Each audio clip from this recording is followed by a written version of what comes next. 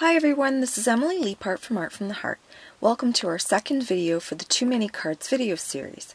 Winnie and Walter is our generous sponsor today, and we're excited to be playing with Ashlee's Rosie Posies. This is a gorgeous set illustrated by Lydia Evans, and I love the artistic look of the flowers. It's a layering stamp set that's delightfully easy to use, and while it looks like there are so many pieces, it's really impossible to mess up. If you don't already have this set, I would highly recommend it. It's beautiful, adorable, and so fun to play with. There are 6 flowers in different styles and sizes, 6 different styles of leaves, and so many sentiments that you can mix and match to create a number of unique phrases for so many occasions. Of course, there are also coordinating dies. The little flag tag in the corner is a freebie that you get with Winnie and Walter orders. These will vary, but they're all fantastic. If you're new to Winnie and Walter, I would suggest starting with this set, and if you're already a fan, you should definitely add this set to your collection. For the little flowers, I'm going to use an acrylic block and freehand stamp them. This will be easier and faster since there are so many parts, and I want to stamp each one several times. I'll be stamping all of the outlines in Altenews permanent black ink. Since the stamp set is new, I need to rub each one on the palm of my hand. This eliminates any production residue that would make the ink bubbly. For solid stamps, this is especially important to get a good clean impression. I will often rub it on my hand and also ink it and stamp it on a scrap piece of paper a couple of times to condition it, and you'll see me doing that here. There's a lot of stamping involved in the preparation for my card, so I'll fast forward through a lot of it since it's quite repetitive. When I stamp with acrylic blocks, I tend to stamp with a heavy hand, so you'll see that quite a lot of the outlines have some thicker edges. Sometimes I cross those off with a pen or pencil so I know not to use them. But in this case, where I'm going to be layering a lot of the images, it's useful to have both types of images because they look different and work differently in different positions of a cluster. For example, an image with thicker lines would work well on the underside of a cluster because that's where shadows would naturally occur and it wouldn't look so bad. Before I stamp the leaves, I'm going to stamp layer the flowers. All of these ink colors are by Altenews, and you can find the links below or on my blog. For the coral flowers, I'm using the Tea Party collection, and I start with Pink Pearl for the base shade, then move to Coral Bliss and Heartbeat for the details and shading. Winnie and Walter has a stamping guide on their website, and it's easy to follow along. If you're not a colorer, or even if you are and don't feel like coloring, this stamp set makes it easy to produce pretty florals in a few quick steps. The layers are also very easy to line up, and the guide is very helpful. What I did was print out the guide and refer to it for each image, and I had no problems at all. There are always 1 or 2 spots in the outline image that you look for, and the stamp layers line up immediately. The images are also very artistic, so there will be a bit of white space. You really can't go wrong. Some of my stamped layers are a bit off, but you can't tell, and each flower still looks amazing. For the next style of flower, I'm using the Pocketful of Sunshine set of yellows. I start with Citrus Burst and layer with Heartbeat and Moonrock. There are a couple of accent stamps in this set that are a grouping of tiny dots, and I'm going to add that detail to the centers of these flowers using Lava Rock ink.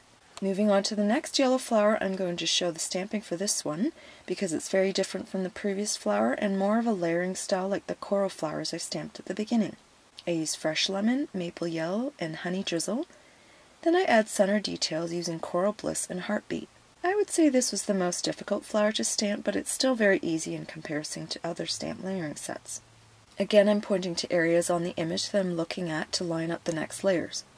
I'm following the stamp guide that is available on the shop link for this stamp set.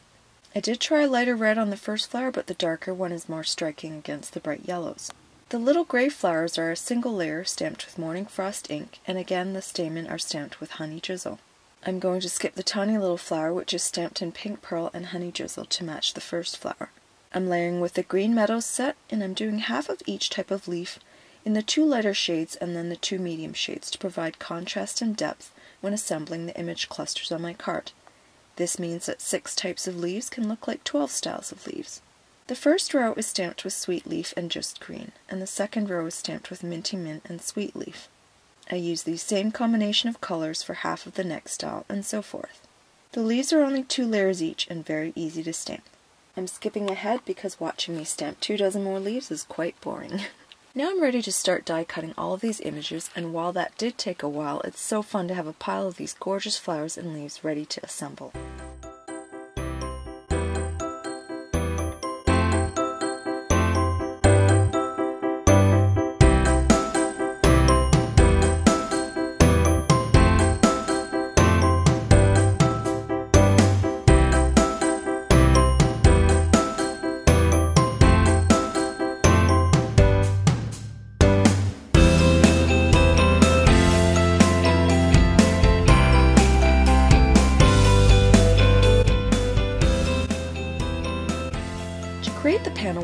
stamping the sentiment and adhering the flowers, I'm going to use the 2 pierced frames from the Catherine Cutaways die set.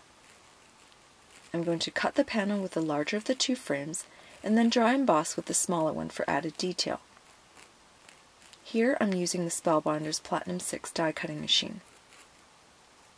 For the dry embossing, I use removable tape to hold the die in the center of the frame and put the die edge face up. Then place the rubber mat, which will allow it to make an impression but not cut through the cardstock. Then I place the embossing plate on top and run it through. The sentiment I want to create will say, "Hello there, beautiful." There are so many reasons to be happy.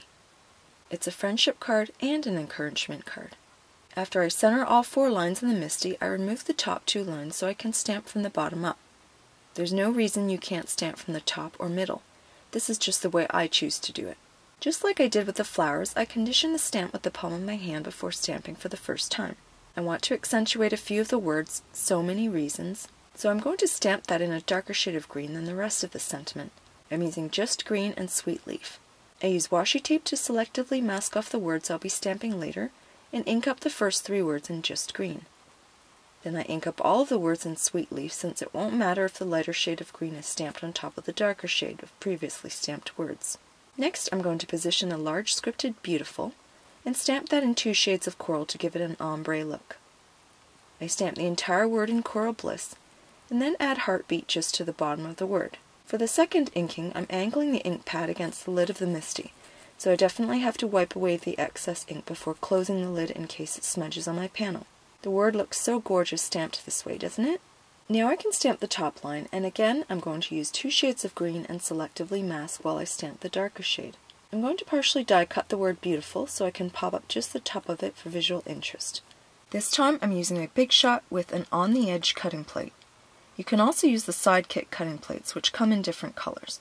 I place the edge of the plate where I want the die to stop cutting, and that's exactly halfway across the center of the word, and run it through.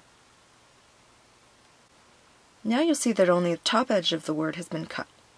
I can pop this up and slide flowers or leaves behind it, which will look very cool. Even if you don't tuck anything behind it, it will definitely be noticed. Now I'm going to start grouping the flowers and leaves together, and I'm going to speed through this because I take forever with floral arrangements and this video would be 2 hours long.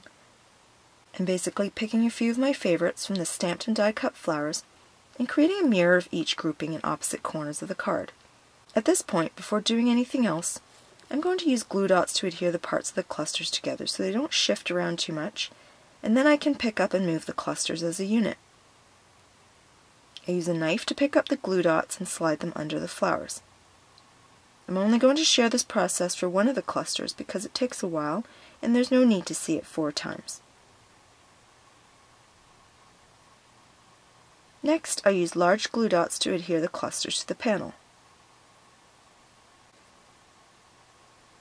And finally, I can go ahead and add some leaves and flowers behind the scripted word.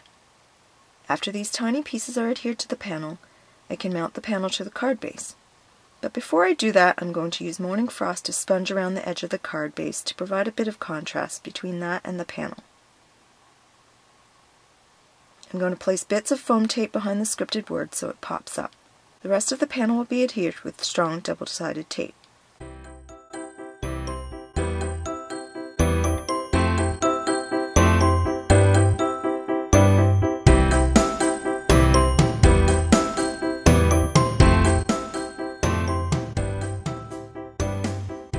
Now my card is done.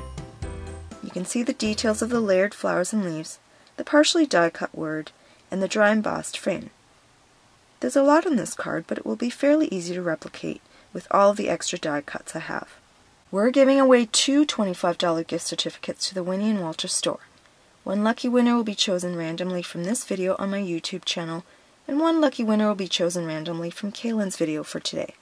You must be a subscriber to both our channels. Be sure to leave some love for both of us to increase your chances of winning. Comments will close at 11:59 p.m. Eastern on May 6th. The winner will be announced on both our blogs and YouTube channels on May 8th, so be sure to check back then. Please head over to Kaylin's blog and YouTube channel using the link below to see her take on Ashlee's Rosie Posies. Supply links are below if you're interested in any of the products I used in this video. You can also visit my blog for stills and more information about my cards. Thanks so much for watching!